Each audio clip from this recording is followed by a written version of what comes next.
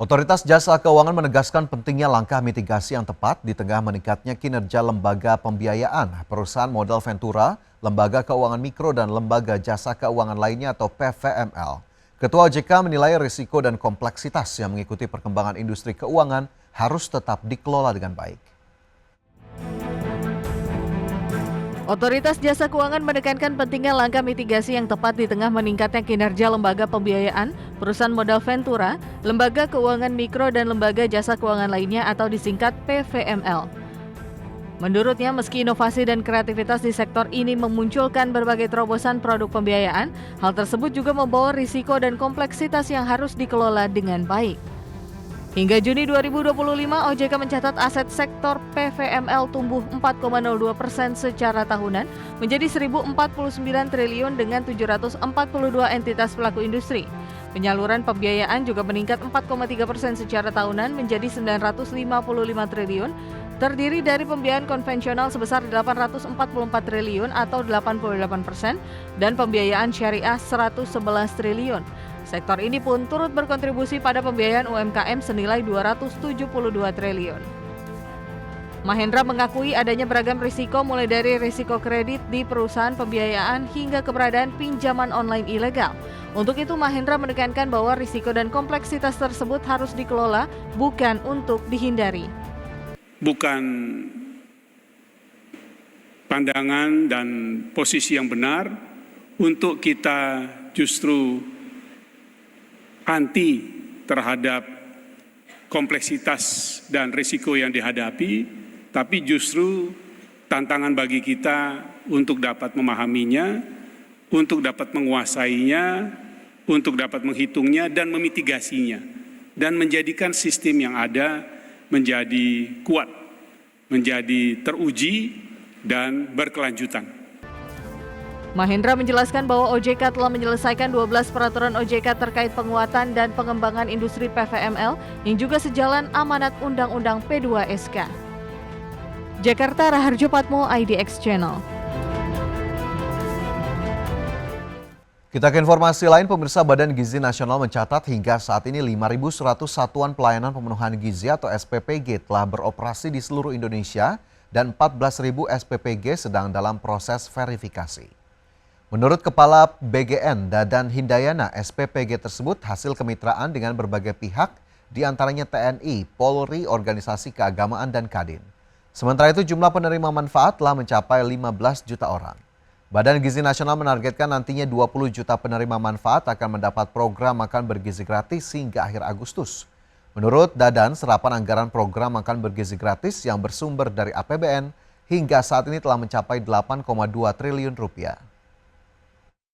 Penerima manfaat sekarang ini sudah dilayani oleh 5.103 satuan pelayanan pemenuhan gizi. Di seluruh Indonesia mencakup 38 provinsi, 502 kabupaten, dan 4.770 kecamatan. Dan penerima manfaatnya sudah di atas 15 juta. Dan insya Allah akan mendekati angka 20 juta. Ratusan siswa SD dan SMP di Kecamatan Gemolong, Sragen, Jawa Tengah diduga mengalami keracunan makanan usai mengkonsumsi menu makan bergizi gratis. Para siswa mengaku mengalami mual, sakit perut, pusing, muntah, dan diare. Pemerintah daerah Sragen melakukan peninjauan Satuan Pelayanan Pemenuhan Gizi Mitra Mandiri Gemolong dan menghentikan sementara distribusi MBG selama 2 hari. Hal ini dilakukan setelah sedikitnya 251 siswa yang terdiri dari siswa SD dan SMP di Kecamatan Gemolong, Sragen, Jawa Tengah diduga keracunan menu MBG.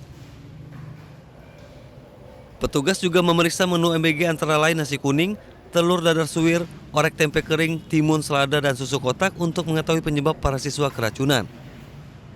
Para siswa mengaku mual, sakit perut, pusing, muntah, dan diare usai menyantap makan siang program MBG. Mual. Selain itu Mbak? Pas jam 2 itu mual, terus itu diminumin obat, terus habis itu mending, tapi paginya itu BAB terus. Dinas Kesehatan Sragen memastikan tidak ada korban yang harus dirawat inap.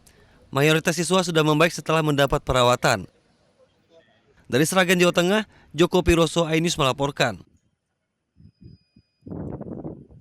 Kembali bersama kami dalam IDX First Session Closing, pemirsa PT Wahana Interfood Nusantara Tbk tetap optimis menghadapi tahun 2025 dengan fokus memperkuat pasar domestik yang menjadi tulang punggung penjualan mereka.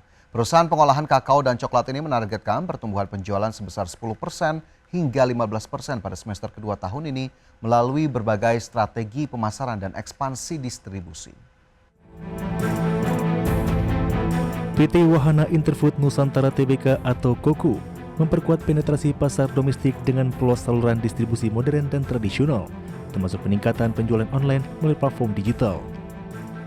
Selain itu, perusahaan mengembangkan varian produk baru dengan rasa inovatif seperti green tea, mangga, strawberry, dan juga produk selai hazelnut guna menarik lebih banyak konsumen serta memperluas segmen pasar. Untuk segmen UMKM dan Horeca Hotel, Restoran, Cafe, KOKU gencar melakukan demo aplikasi produk serta mengoptimalkan pemasaran melalui media sosial. Langkah ini diharapkan dapat mendorong penggunaan produk coklat dan kakao dalam berbagai kreasi kuliner sehingga meningkatkan permintaan dan loyalitas pelanggan di segmen yang terus berkembang ini. Dengan strategi pemasaran yang agresif dan inovasi produk yang berkelanjutan, KOKU yakin dapat mencapai target pertumbuhan penjualan di kisaran 10% hingga 15% pada semester 2 2025. Perusahaan terus berkomitmen menjaga kualitas produk serta memperkuat jaringan distribusi untuk menghadapi tantangan pasar global dan domestik. PT Wahana Interfood Nusantara menunjukkan komitmen kuat untuk memperkuat posisi di pasar domestik melalui diversifikasi produk dan pengembangan jaringan distribusi yang luas. Dengan berbagai langkah strategis tersebut, KOKU berharap dapat terus tumbuh dan berkontribusi positif bagi industri coklat nasional. Berbagai sumber untuk IDX Channel. PT Garuda Metalindo Tbk, emiten komponen otomotif, tengah menargetkan pertumbuhan ekspor sebesar 30% pada tahun 2025. Strategi ekspansi pasar dilakukan dengan fokus memperkuat penetrasi di kawasan Eropa dan India yang dianggap sebagai pasar dengan potensi besar untuk industri otomotif. Pada paruh pertama tahun ini, nilai ekspor Bolt tercatat tumbuh hingga 35,8% year on year, mencapai 58 miliar rupiah. Peningkatan ini terutama didorong oleh permintaan yang kuat dari pasar Jerman dengan pertumbuhan 23,1% dan pasar India yang naik sebesar 30,7% secara year on year. Produk utama berupa komponen dan pengikat berkualitas tinggi menjadi andalan perusahaan dalam penetrasi pasar ekspor. Bolt terus mengembangkan jaringan pasar ekspor dan menjaga kualitas produk agar sesuai dengan standar internasional. Fokus pada peningkatan kapasitas produksi dan inovasi teknologi diharapkan dapat mendukung perusahaan dalam memenuhi permintaan yang meningkat sekaligus membuka peluang di pasar lain yang potensial.